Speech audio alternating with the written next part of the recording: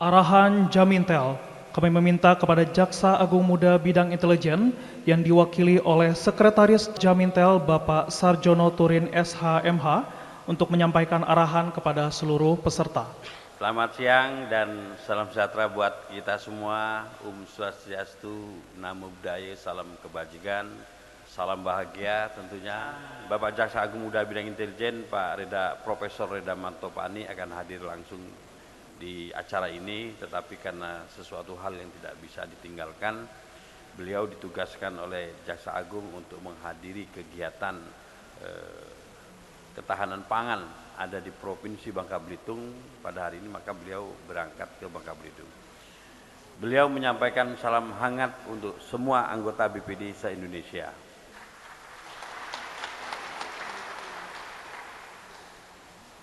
Bapak Ibu sekalian yang saya hormati, tentunya Pak Ketum BPD yang saya hormati, para peserta dari BPD se-Indonesia ini, tadi saya lihat hadir dari perwakilan masing-masing, yang terbanyak itu dari Kabupaten Pulang Pisau tadi. Tepuk tangan dulu. Kemudian saya lihat juga saking banyaknya dari Sumatera Selatan, mana dari Sumatera Selatan. Tepuk tangan yang mana? Perwakilan dari Sulawesi Selatan tadi banyak juga saya lihat. Dan dari Provinsi Jawa Barat atau Banten. Terima kasih. Sumatera sudah, Kalimantan sudah, Sulawesi sudah. Yang dari Papua ada enggak? Coba tepuk tangan dari Papua. Enggak ada ya? Karena jauh mungkin ya. Baik Bapak Ibu sekalian yang saya muliakan, yang saya hormati dan saya banggakan, pada siang hari ini tadi saya mendapat laporan dari Pak Ketum bahwasannya apel BPD ini apel yang perdana ini. Tapi pesertanya sangat banyak, alhamdulillah. Saya akan menyampaikan sedikit gambaran singkat tentang fungsi kejaksaan dalam pelaksanaan tugas fungsinya dalam program Jaga Desa. Jadi Bapak Ibu sekalian perlu ketahui bahwasannya Kejaksaan Agung Republik Indonesia ini itu juga merupakan bagian dari perangkat pemerintah, yaitu pembantu daripada Bapak Presiden. Sebagaimana yang diamanatkan sesuai dengan Undang-Undang Nomor 16 Tahun 2004 maupun Undang-Undang Nomor 20 Tahun 2001, bahwasannya kejaksaan itu memiliki tugas pokok fungsi antara lain di sana juga dalam tugasnya dibantu ada Jaksa Agung Muda Pembinaan, Jaksa Agung Muda Bidang Intelijen. Jadi dalam hal pelaksanaan tugas fungsinya, Jaksa Agung itu mengeluarkan beberapa aturan-aturan, ya antara lain bisa dilihat di kamar. Oh ini sedikit sebelum saya mulai ini. Tentu kalau tidak kenal maka tidak sayang ya. Ulang lagi di awal tadi. CP. Saya selaku yang mewakili Pak Jamintel tentunya belum pada tahu semuanya kan di sini kan. Nama saya tadi sudah disampaikan oleh moderator atau oleh pembawa acara. Penugasan saya di kejaksaan itu sudah meliputi hampir seluruh Indonesia, kurang lebih ada 19 wilayah. Pengangkatan pertama di Kejaksaan Agung, kemudian di Provinsi Jambi, kemudian saya pernah tugas lagi di Lampung, Madar Lampung sebagai Asintel, kemudian Kajari pertama ada di Kendal, kemudian setelah itu balik lagi ke Gedung Bundar, kemudian kembali lagi penugasan saya sebagai Kajari Jakarta Selatan, kemudian menjadi Aspidsus DKI, kemudian menjadi koordinator di Gedung Bundar lagi, Jampitsus, kemudian menjadi Wakajati di Kaltim. Tadi kayaknya ada dari Kaltim sedikit. Kemudian dari Kaltim saya pindah lagi ke DKI lagi, kemudian dari DKI menjadi Kepala Kejaksaan Tinggi di Kepulauan Sulawesi, yaitu tepatnya di Sulawesi Tenggara, ibu kotanya Kendari. Kemudian dari Sulawesi Tenggara kembali lagi kepada Kejaksaan Agung, Gedung Bundar sebagai Direktur Eksekusi, kemudian pernah menjadi Kepala Kejaksaan Tinggi di Sumatera Selatan. Tadi makanya saya tahu pada tahun 2022 kemarin sampai 2023, kemudian kembali saat ini menjadi Sekretaris Jaksa Agung Muda Bidang Intelijen. Sekilas itulah pengalaman kerja dan penugasan saya selama menjadi jaksa. Kemudian adapun materi yang akan saya sampaikan yaitu terkait sinergitas pengawasan pembangunan desa. Tentunya topik ini saya ambil karena memang antara BPD yang nantinya akan melakukan fungsinya sebagai pengawas terkait dengan dana-dana desa yang akan dikucurkan oleh pemerintah pusat, makanya harus bersinergi. BPD nantinya akan membantu tugas-tugas juga sebagai pengawas pembangunan desa. Ya. Jaksa Agung beberapa kali juga dalam amanatnya selalu memberikan perintah kepada kita agar aparatur kita di wilayah, di masing-masing kabupaten kota, itu ada Kajari, kasih intelnya harus memberi bantuan pendampingan ataupun pengawasan terhadap kegiatan-kegiatan proyek-proyek pembangunan yang ada di desa. Tentunya melalui program Jaga Desa itu.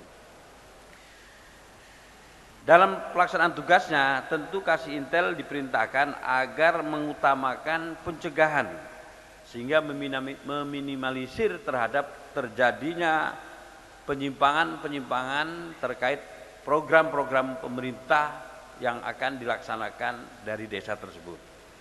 Ya, kita tahu pada saat ini banyak sekali kasus-kasus itu adanya dugaan penyimpangan, tindak pidana korupsi yang dilakukan oleh aparatur desa. Oleh karena itu, dalam pelaksanaan tugasnya kita mengedepankan fungsi intelijen yaitu melakukan pencegahan. Oleh karena itu BPD hadir pada saat ini, kami sangat berterima kasih sekali agar fungsi kejaksaan pun dapat tidak terlalu berat lagi. Bisa nanti BPD yang melakukan pengawasan, memonitor adanya dugaan penyimpangan dapat bekerja sama dengan kasih intel untuk memberikan warning atau pencegahan dini terhadap dugaan-dugaan terjadinya penyimpangan. Nah, Jaksa Agung dalam hal ini melalui instruksinya nomor 5 tahun 2023 ya, telah memberikan perintah, memberikan instruksi kepada masing-masing jajaran di wilayah, baik itu tingkat provinsi maupun tingkat kabupaten kota tentang program Jaga Desa. Nah, ini kemarin sudah kita sampaikan juga melalui video conference pada saat penandatanganan kerjasama antara kejaksaan dengan Kemendikbud ya, terkait perlunya ada pengawasan juga di dalamnya terkait program yang akan dikelolakan masing-masing sekolah yang ada di desa. Kemarin juga pada tanggal 4 Juli yang lalu, hari apa itu ya, hari Selasa kemarin, saya mengadakan rapat terkait program makan bergizi gratis. Nah, itu pun nanti proyek itu akan dilaksanakan di masing-masing daerah, kabupaten kota. Nah, nanti dalam pelaksanaan tentu akan melibatkan juga tentu aparat-aparat desa maupun yang ada di kabupaten kota. Nah, ini proyek sangat strategis sekali karena ini adalah merupakan bagian daripada asta-cita Bapak Presiden yang ingin meningkatkan pertumbuhan ekonomi tentunya di pedesaan. Bagaimana tidak? Karena semua fasilitas kebutuhan makan bergizi gratis itu, semua bahan bakunya akan diproduksi oleh rekan-rekan yang ada di desa. Nah, saya melihat kemarin nilai anggarannya cukup fantastis, yang sampai tahun 2025 ini, akhir tahun ini, diperkirakan itu mencapai 116 triliun rupiah. Padahal ini sudah mencapai bulan Juni akhir, bahkan Juli awal, itu baru terserap 5 triliun, berarti masih ada sekitar 100 triliun yang harus dihabiskan kurang lebih 6 bulan ke depan. Nah, ini sangat menggiurkan sekali. Oleh karena itu nanti kita berharap nanti dengan adanya raker atau pertemuan BPD kali ini, dalam apel ini saya berharap sekali nanti BPD berperan penting di depan untuk memberikan masukan ataupun pengawasan terhadap pelaksanaan kegiatan yang telah diagendakan oleh pemerintah pusat, yaitu antara lain program dana desa, penyaluran terhadap program makan bergizi gratis, kemudian ada juga rencana program Koperasi Merah Putih, yang nanti dananya akan dikucurkan dari Danantara, ini luar biasa. Oleh karena itu pertemuan kita kali ini sangat baik sekali. Saya apresiasi kepada Pak Ketum yang telah menginisiasi program ini dan luar biasa. Tepuk tangan untuk Pak Ketum.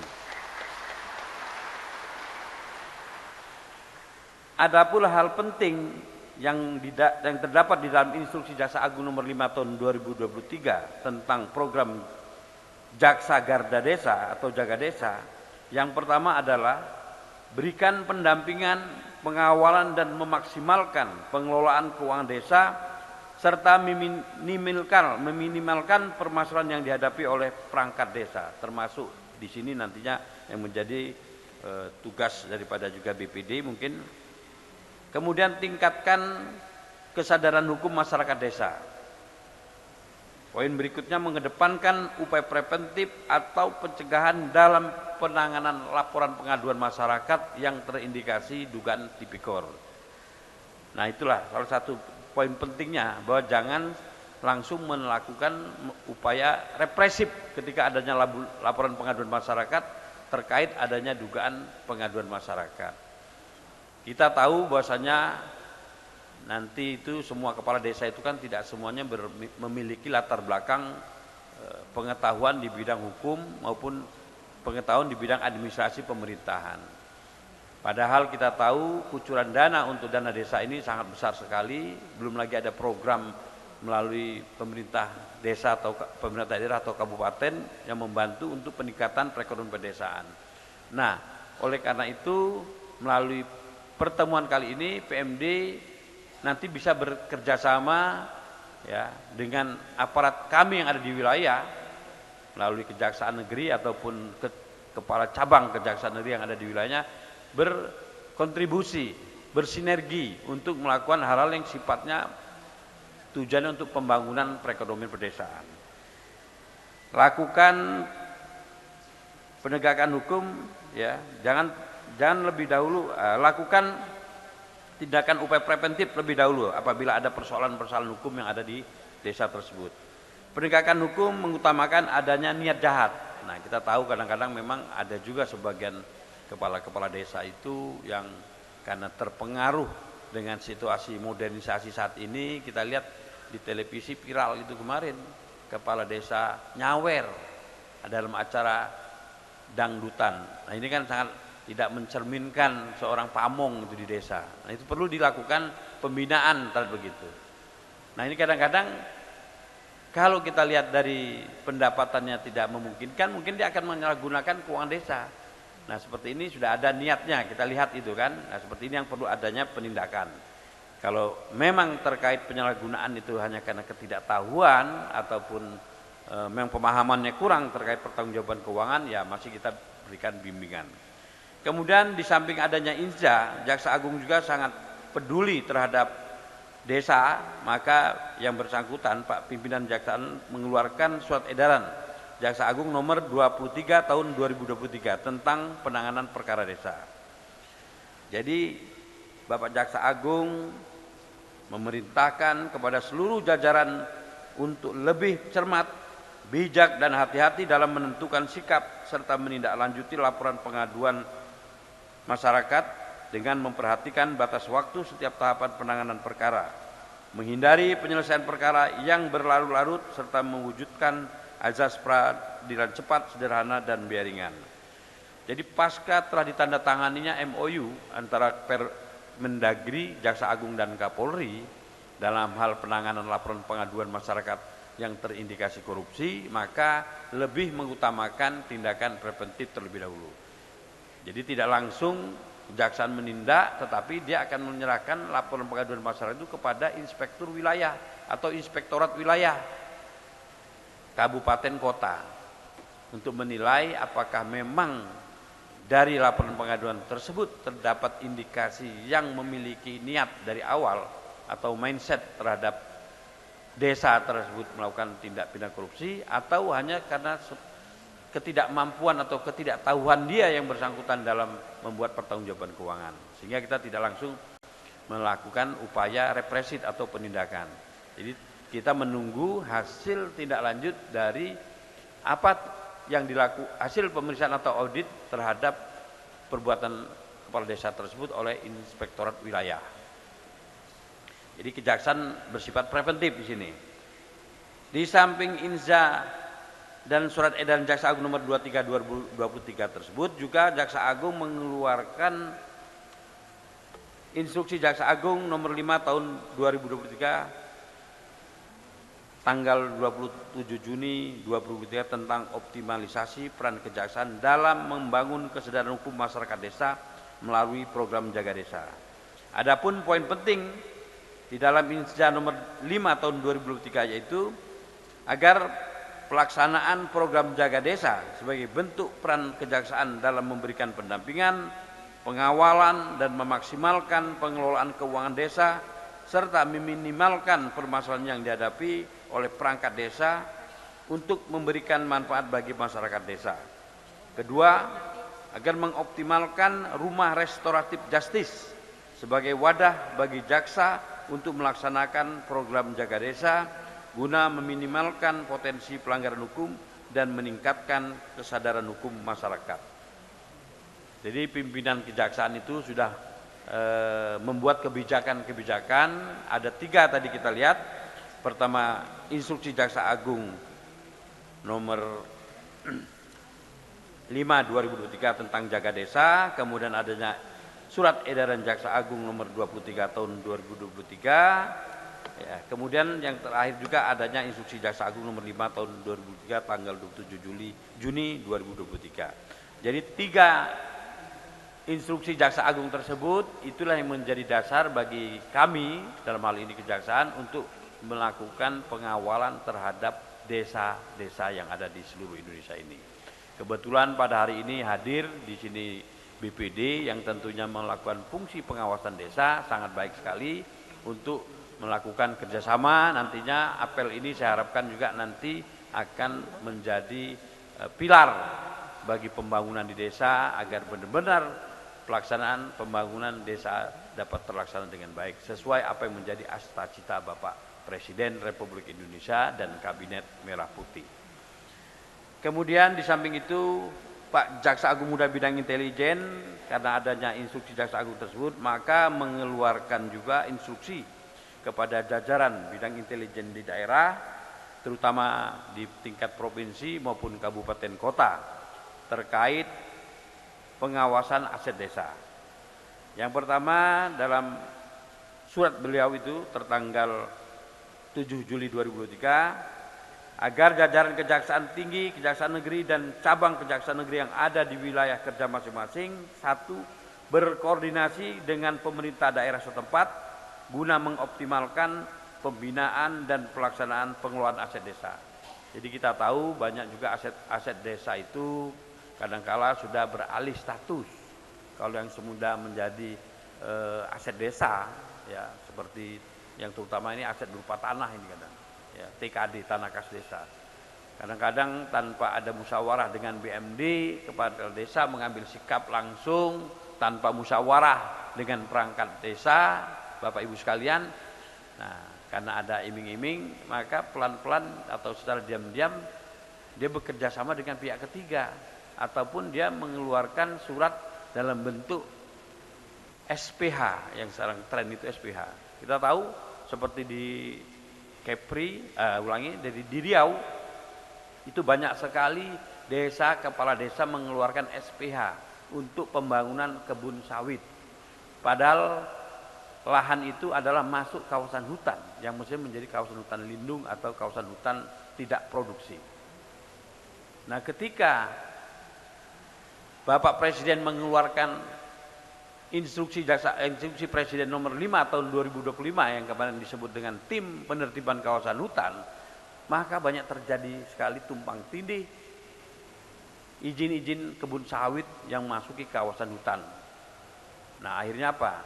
Semua diambil alih, mau tidak mau ketika Inpres itu dilaksanakan, kebetulan yang menjadi komandannya atau pimpinan dari pelaksana PKH itu, Satgas PKH, adalah kejaksaan dibantu dengan TNI dan Polri, sehingga melakukan penyitaan atau pengamanan terhadap kebun-kebun sawit yang masuk kawasan hutan. Jadi saat ini sedang gencar-gencarnya. Mungkin di Kalimantan pun banyak juga itu. Karena Bapak Presiden memberikan instruksi agar target yang harus dicapai untuk sampai dengan akhir tahun 2025 ini memperoleh 3 juta hektar kebun sawit yang memasuki kawasan hutan. Jadi tim PKH penertiban kawasan hutan saat ini sedang bekerja ya di seluruh Indonesia. Nah, oleh karena itu nanti mungkin dengan peran Bapak Ibu sekalian yang tergabung dalam BPD ini dapat memberikan saran atau masukan kepada kepala-kepala desa setempat agar dalam hal menerbitkan SPH itu harus cermat, teliti dan hati-hati.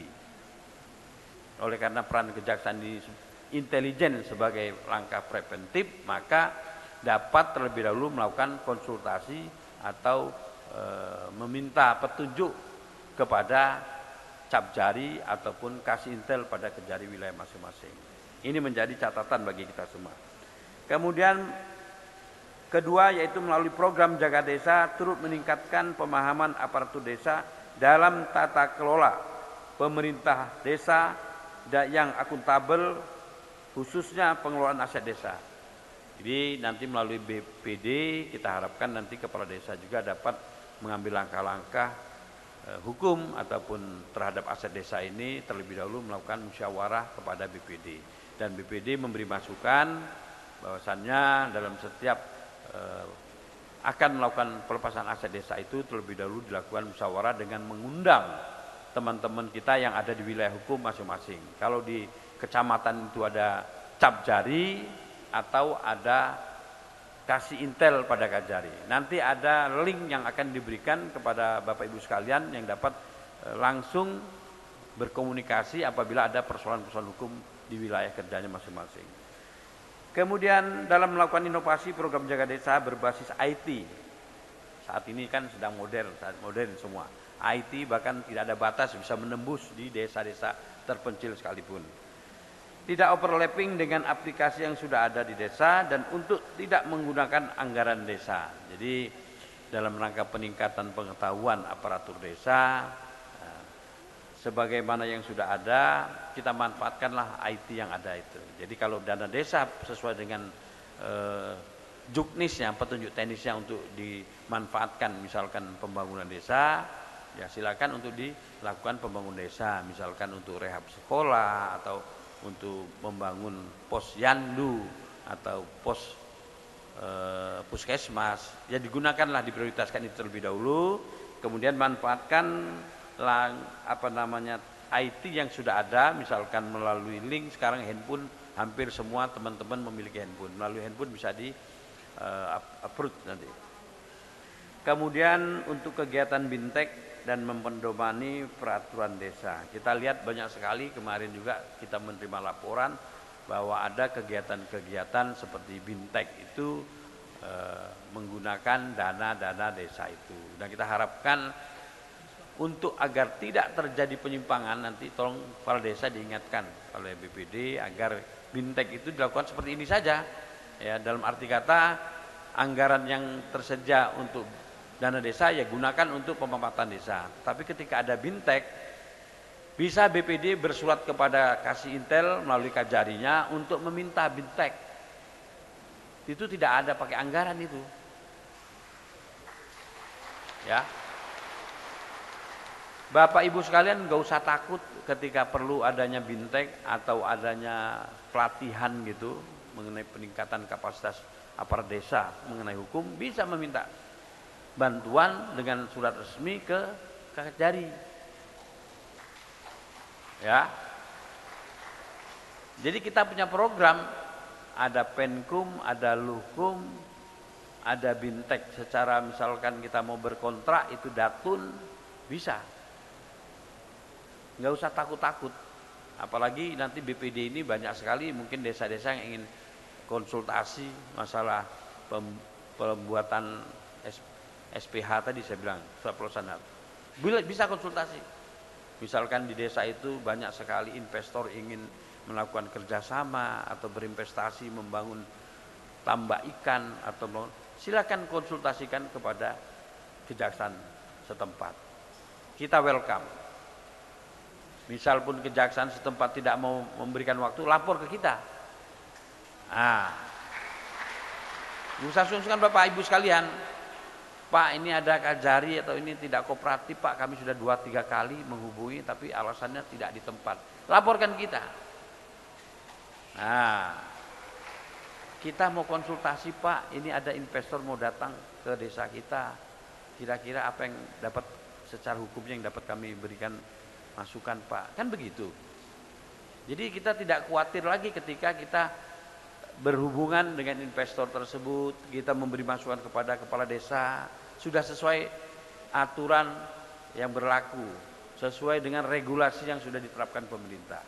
Jadi kita harapkan ketika nanti sudah benar-benar program dana desa bergulir, jaga desa sudah berlangsung kemudian program makan bergizi bergratis sudah menyeluruh, itu kita aman. Yang saya katakan tadi, program pemerintah pusat dalam hal ini kabinet merah putih itu sangat baik sekali. Semua akan muaranya pembangunan itu diawali di desa. Jadi saya rasa pertemuan kali ini atas inisiasi dari Pak Ketum ini luar biasa, kami mengapresiasi. Semoga nantinya pertemuan ini yang disebut tadi apel terhadap BPD se-Indonesia ini membawa benih-benih peningkatan pembangunan di desa Pak. Nah, sedikit saya akan kasih gambaran sering terjadinya penyimpangan-penyimpangan oleh aparatur desa itu. Sebenarnya ini sudah terpaksa. Kejaksaan melakukan tindakan represif terhadap penanganan perkara ini sudah mau tidak mau, karena sudah laporan itu bertubi-tubi masuk. Kalau kita tidak ambil tindakan dan memang sudah terindikasi bahwa penyimpangan ini merupakan ada niat jahat, kalau bahasa kampungnya Pak Rudi itu mindset atau mensreanya sudah ada, jadi terpaksalah ditindak. Nah, adapun modus operandi dalam terjadinya penyimpangan dalam pengelolaan dana desa antara lain, satu, kadangkala terhadap penggunaan dana desa yang tidak sesuai dengan peruntukan. Kedua, adanya pungutan atau pemotongan dana desa oleh oknum aparat, oleh pejabat terkait, baik itu dari kecamatan maupun kabupaten. Ketiga, membuat perjalanan dinas fiktif kepala desa dan jajarannya. Kemudian seringnya terjadi adanya markup ataupun penggelembungan pembayaran honor. Nah, ini sering terjadi di modus-modus ini. Kelima, penggelembungan atau markup pengadaan barang dan jasa. Karena kadang-kadang dana desa ini kan diberikan secara swakelola kepada desa itu untuk mengelolanya sendiri. Ya, tiba-tiba karena kemampuan pengetahuan dari segi aspek pertanggungjawaban kepala desa tidak begitu paham, dia datanglah pihak-pihak ketiga itu tadi membujuk-bujuk sehingga pengadaan itu pun harganya di markup. Kemudian membuat kegiatan atau proyek fiktif, ini sangat fatal sekali. 7, memungut pajak atau retribusi untuk kepentingan pribadi dan tidak disetor ke kas negara. Ke-8, melakukan permainan atau kong kali kong dalam proyek yang didanai dana desa. Ada beberapa contoh kasus yang saya katakan tadi yang tidak bisa lagi kejaksaan melakukan tindakan preventif tetapi melainkan harus represif, ya ini. Ini contoh kasusnya waktu saya di Sumsel, ada di desa Tanjung Medang, Sumsel. Ya, kasus kegiatan belanja barang jasa dalam APBD desa tidak dilaksanakan alias fiktif tetapi uangnya dicairkan. Sebenarnya sih tidak begitu gede kerugian negaranya. Kalau kita lihat di TV kan kejaksaan itu sekarang menangani perkara triliunan-triliunan. Tapi karena ini desa, ya, nilai uang 485 juta pun cukup lumayan. Nah, ini penyimpangannya terjadi sebesar itu. Nah, oleh karena itu diambil tindakan tegas oleh teman-teman di daerah untuk disidik dan perkaranya dilimpahkan ke Kejaksaan. Kemudian juga di Jawa Barat itu putusnya tahun 2025 kemarin terkait pembangunan jalan Balai Rakyat, pengadaan kamera yang tidak dilaksanakan fiktif oleh kepala desa Citamiang, Jawa Barat.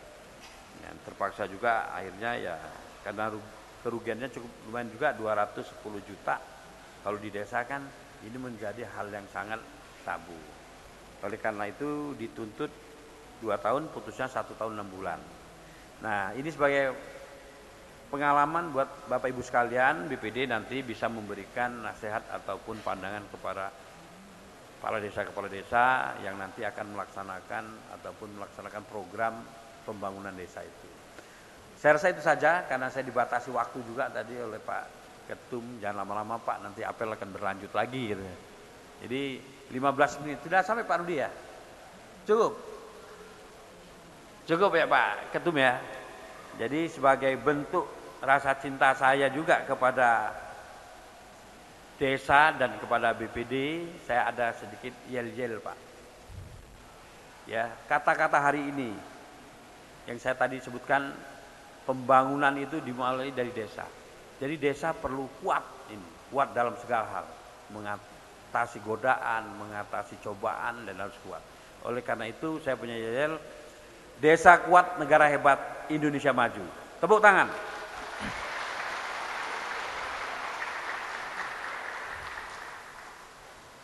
Jadi kalau saya nanti sebutkan desa kuat, negara hebat, sana menyambut Indonesia maju. Siap? Saya coba Pak Ketum ya. Saya coba dulu ya. Desa kuat, negara hebat. Alhamdulillah. Nah, sekarang ini betul-betul nih Pak. Kalau mau direkam, rekamlah. Ya. Kata-kata hari ini. Desa kuat, negara hebat. Terima kasih. Wassalamualaikum warahmatullahi wabarakatuh. Terima kasih kami ucapkan kepada yang terhormat Sekretaris Jamintel Bapak Sarjono Turin SH.MH, dan kami harap agar tetap di atas panggung karena akan kami adakan pemberian plakat.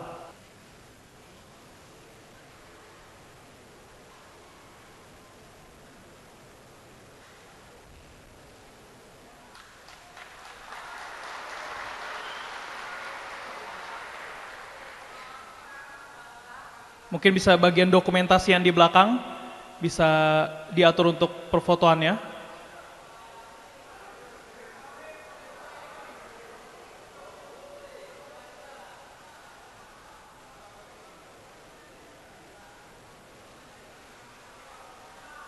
Dan juga kami akan mengundang pembaca pernyataan sikap, yaitu Bapak Badrul Amali dan juga jajaran Jamintel untuk bergabung mengadakan foto bersama.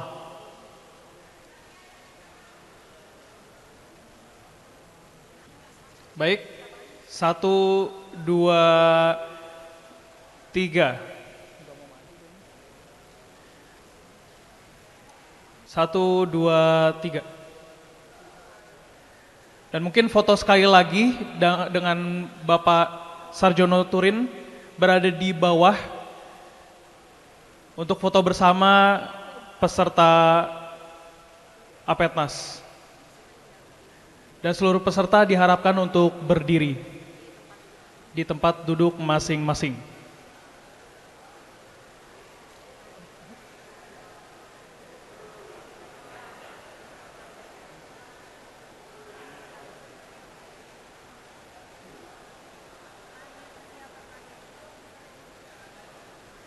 Baik.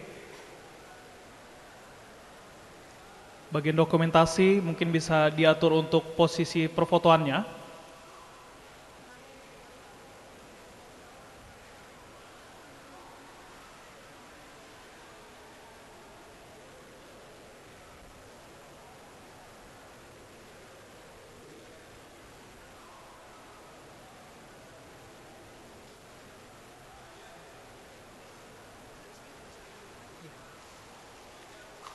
Baik, terima kasih kepada Bapak Sarjono Turin SH.MH. Kami persilakan untuk dapat duduk kembali. Dan dengan berakhirnya arahan dari Bapak Sekretaris Jamintel, Bapak Sarjono Turin SH.MH, maka seluruh rangkaian apel siaga Apetnas tahun 2025 secara resmi telah selesai.